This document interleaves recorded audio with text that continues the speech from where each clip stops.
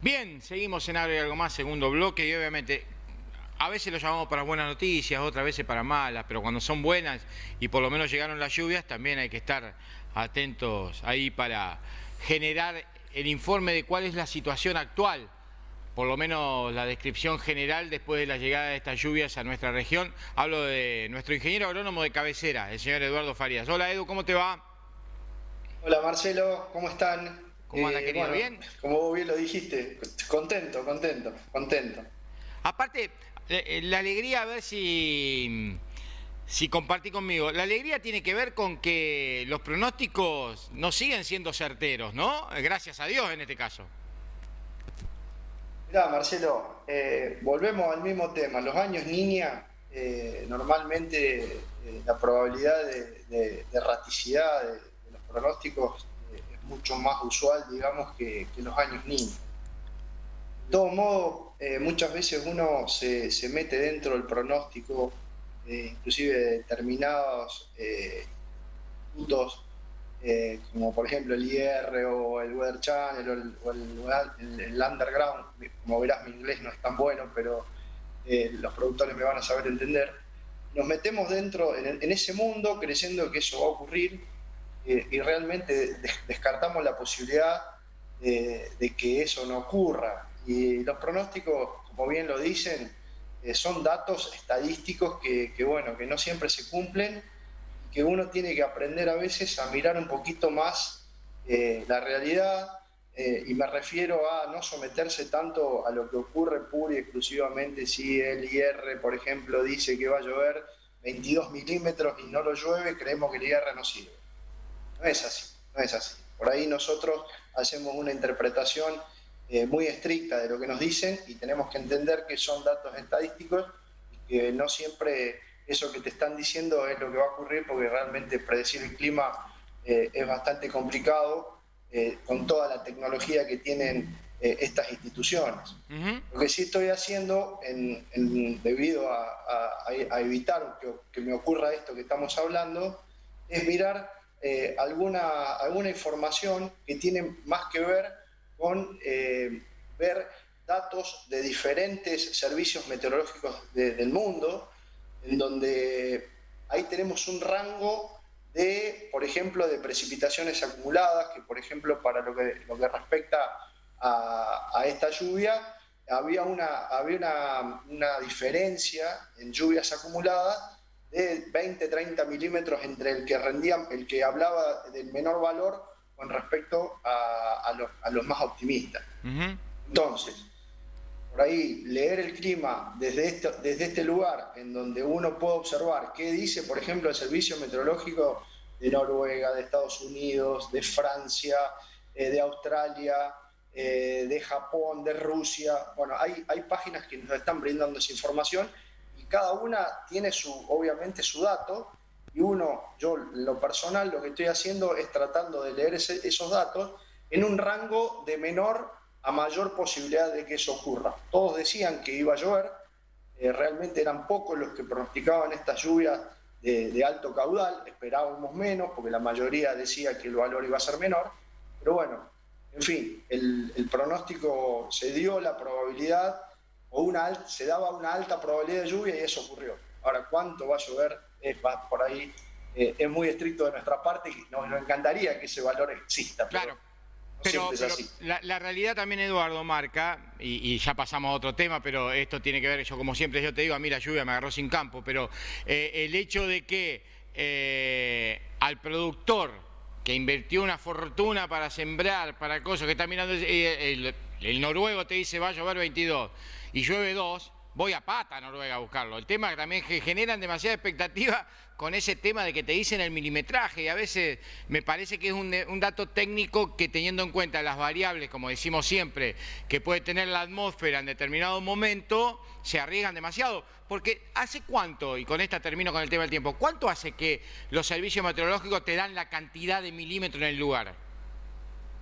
No, realmente es lo que queremos escuchar los ingenieros agrónomos y los productores. ¿Cuánto va a llover? Porque obviamente que no solamente el dato de si va a llover o no es importante, sino obviamente la cantidad de lluvia es un dato extremadamente importante. Ahora, cuando me ha tocado de charlar, por ejemplo, con la licenciada Estela Carvalho, hablando de este tema, y ella me explicaba que no debíamos estar mirando el dato de cuántos milímetros va a ocurrir, porque realmente es un dato muy, pero muy difícil de estimar. Está bien, pero Muy ¿cuánto difícil de hace, estimar. pero Eduardo, cuánto hace que los pronósticos, porque yo me acuerdo de ver los pronósticos, ¿cuánto hace que dan exactamente esa cifra? ¿O siempre la dieron estimativa? No, siempre no la dieron, Marcelo. Cuando yo me recibí, miraba La Voz del Interior a la mañana para ver si iba a pasar una imagen satelital y se podía provocar una lluvia, que era el dato más certero. Estoy hablando hace 26 años atrás. Claro. Los datos, y te decían probabilidad de lluvia o baja, mediana o alta. Y en realidad es lo que deberíamos estar mirando, una alta o una baja probabilidad de lluvia, o qué probabilidad de lluvia tendríamos para un determinado día, que normalmente están hablando de no pasar los 4 días de pronóstico, y vos fíjate que tenemos pronósticos que inclusive nos pronostican los próximos 15 días, o sea, a medida que nos pasamos más de 4 días, obviamente la erraticidad es mayor. Asimismo, dentro de esos 4 días, fíjate que en los años niñas a veces se dan algún pronóstico que no ocurra, o bien como este, en donde te dice que va a ocurrir y te dan un dato de lluvia mucho más bajo del que realmente ocurrió. ¿Sí? Pero es así. Lo que pasa es que muchas veces nosotros queremos que nos digan lo que va a ocurrir, y eso a veces no se puede lograr. Eduardo, vamos a puntualmente cuál es el panorama. Siempre hablamos y siempre aclaramos esto, no hace falta aclarárselo a los productores, pero vos como profesional me imagino conoces siempre que estás hablando de un panorama general y muchas veces se pueden encontrar problemas individuales dentro de cada uno de los lotes de lo que vos mencionás y obviamente no está considerado en un panorama general cómo ha quedado, digamos, la cuestión productiva con maíz, soja de primera, soja de segunda, con estas lluvias. ¿En qué beneficia, en qué perjudica o en qué es neutro la lluvia que ha llegado a nuestra región? Bueno, Marcelo, la verdad que la lluvia siempre bienvenida es, porque ya sea para el cultivo que está presente en ese lote o bien para el que sigue, esto es un sistema, y lo que llovió, por ejemplo, en soja de primera, me refiero fundamentalmente a la soja de primera, en general está sembrada a fin de octubre, que es la soja más temprana que sembramos. Esa soja ya prácticamente no juega más, obviamente está en madurez fisiológica, se ve, yo recién llego de Rosario y se ven un montón de lotes ya amarillando, con hojas que están cayendo, obviamente que en esos lotes esta lluvia no jugó, obviamente seguramente esa lluvia será importante para el cultivo siguiente, que puede llegar a ser trigo o los cultivos de verano del año que viene, pero diría que ya sea para la soja de primera, sembrada bien temprano, y para los maíces sembrados también temprano, ya sea los de septiembre como los de octubre, ya no juega más esta lluvia va a acumularse para el cultivo siguiente, y lo que ocurrió, y lo que no ocurrió, con esta lluvia no se salvó nada. Bien. Eso es lo que respecta a soja de primera.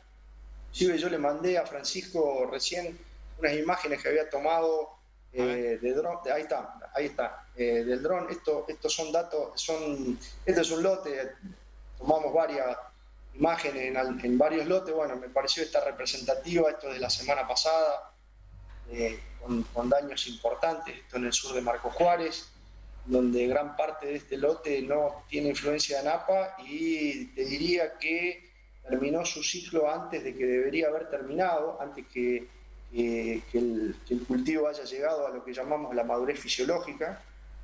El lote terminó antes, obviamente por una cuestión extremadamente seca, que es lo que le ocurrió a varios de los lotes que van a estar para cosechar temprano. ¿Sí? Se terminó el ciclo en lo que yo llamo R5,5, que es un periodo anterior a la madurez fisiológica.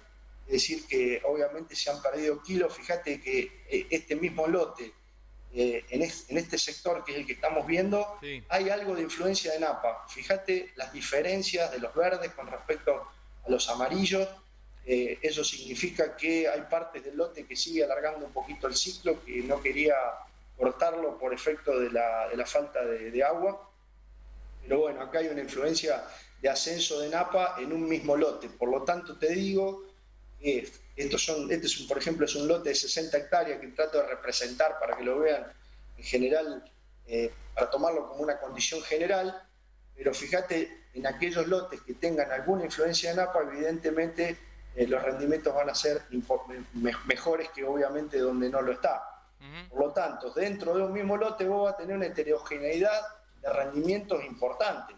Lo estás viendo con los colores. Los verdes significan que el cultivo todavía permanece formando grano, y los colores amarillos significan que el cultivo ya terminó, la soja ya llegó a la madurez fisiológica y ya no produce más nada. Bien. Y esto lo estamos viendo también, bueno, no les mandé imágenes de maíz, porque las imágenes que tenían son maíces maduros ya, que no se veían grandes diferencias, pero también creo que vamos a tener este tipo de diferencia, este tipo de heterogeneidad dentro del lote, como también va a haber diferencias importantes entre productores que tengan, o entre lotes que tengan napa o no, lotes que tengan un buen manejo de la nutrición. Estamos viendo que en los maíces, los lotes que están bien fertilizados, con la dosis que corresponde, en el momento que corresponden las aplicaciones, incorporando los productos para evitar las pérdidas por volatilización, estamos viendo diferencias importantes.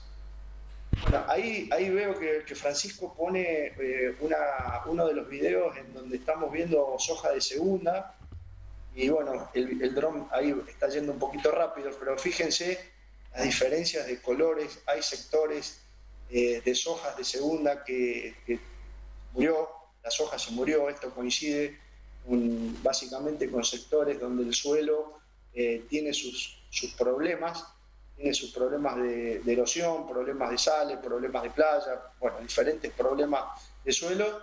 Y bueno, ahí estamos viendo un lote de segunda. Estos datos son, si mal no recuerdo, del sábado pasado, hace apenas 3-4 días atrás, antes de la lluvia. Y bueno, y estos daños son irreversibles, Marcelo. Esos amarillos que estás viendo es porque el cultivo terminó su ciclo, y obviamente no hay forma de revertirlo. Bien. Pero bueno, nos quedan los sectores verdes, que tienen que ver con que la planta, en la mayoría de los casos, en el maíz de segunda, están en un estadio de R5, R5 y medio. Todavía nos quedan unos 15 días en seguir produciendo grano, y obviamente en esos sectores la lluvia, obviamente estos 60 milímetros de promedio, en algunos 80, otros un poquito menos, fue pero muy importante, porque si no, digamos que esos verdes que acabamos de ver iban a transformarse todos en amarillos, y claramente hay una falta de producción importante. Las pérdidas están, la lluvia fue importante, fundamentalmente en la soja de segunda y en los maíces tardíos, y en alguna soja de algún productor que haya sembrado la soja de primera tarde. O sea, para fechas de siembras tardías, esta lluvia fue muy importante. Fue muy importante porque realmente veníamos en caída libre a tener realmente un desastre también en la soja de segunda, teniendo en cuenta que veníamos con trigos en esos mismos lotes donde estaba soja de segunda, hubo un maíz de segunda, veníamos con una producción de trigo pero muy complicada, como ya lo habíamos hablado en otras oportunidades. Entonces, el trigo complicado y el maíz complicado, realmente iba a ser difícil de remontar esta situación, ¿no es cierto? La última, Edu, que tiene que ver con de aquí en adelante, para lo que tiene que ver puntualmente con la soja de segunda, que es la que más influye. ¿Está el perfil de humedad necesario para llegar hasta la cosecha, o todavía tenemos la posibilidad o esperar nuevas lluvias? No, Marcelo, los pronósticos están hablando que para el fin de semana vamos a tener otro frente, no hablemos de cantidad de lluvia, pero otro frente. De todos modos, para aquellos productores en donde tengan una lluvia de 60 milímetros y estemos aproximadamente, no nos queda mucho para llegar a la madurez fisiológica de lo que es soja de segunda o soja tardía o maíz tardío, esto fue fundamental. Yo creo que ahora podemos por lo menos tener rendimientos bases que pueden llegar a salvar los costos y obviamente algo más, me refiero a la soja de segunda y al maíz de segunda, porque realmente venían muy pero muy complicados. No nos olvidemos que el maíz de segunda o la soja de segunda venían del trigo y el trigo había dejado el perfil del suelo totalmente seco. Recién antes de charlar con vos tomé nota de los milímetros que tenemos hasta el momento en soja de segunda y estamos en 300, 320 milímetros con la soja de segunda, de lluvia caída, porque digamos que entramos a sembrar después del trigo y teóricamente el trigo nos dejó sin agua en el perfil. Mientras que en la soja de primera y el maíz de primera habíamos arrancado con agua acumulada, a pesar de que el invierno no llovió, por efecto de napa, por efecto de ascenso capilar, teníamos algo de agua guardada, que hablábamos en el maíz de primera, hablábamos de 200 milímetros a los 2 metros de profundidad. Entonces, los maíces de primera o la soja se arrancaron con 200 milímetros de agua almacenada y posteriormente nos llovieron aproximadamente unos 400 milímetros, 380 milímetros, sumamos 500, 600 milímetros, que a pesar de que el estrés térmico fue importante, digamos que pudimos atemperar y vamos a pensar en rendimientos medios hacia arriba. Ahora, en la soja de segunda estábamos al revés, o el maíz de segunda, estábamos pensando en los rendimientos medios hacia abajo. Obviamente que esto nos ayuda a pensar en rendimientos medios que diría yo que no estaría tan mal para un año niña, en donde pasamos más de 45 días en el periodo más importante que tiene el cultivo de soja sin llover, 45 días con altísimas temperaturas y fueron realmente complicados. Y gracias a Dios que tuvimos ese frente fin de enero, que nos llovieron esos 130, 150 milímetros que nos ayudaron a paliar toda esta situación de estos 45 días que fue muy, pero muy complicada. Eduardo, abrazo enorme, como siempre, muchas gracias por la atención, querido. Gracias a ustedes. Chao, querido. Ahí estaba el ingeniero agrónomo Eduardo Faría, consultor permanente de Agro y Algo Más, dándonos un panorama general completísimo para el productor de lo que tiene que ver con las lluvias y obviamente el panorama, inclusive con esos videos mostrándonos el estado del cultivo en distintos sectores de la región.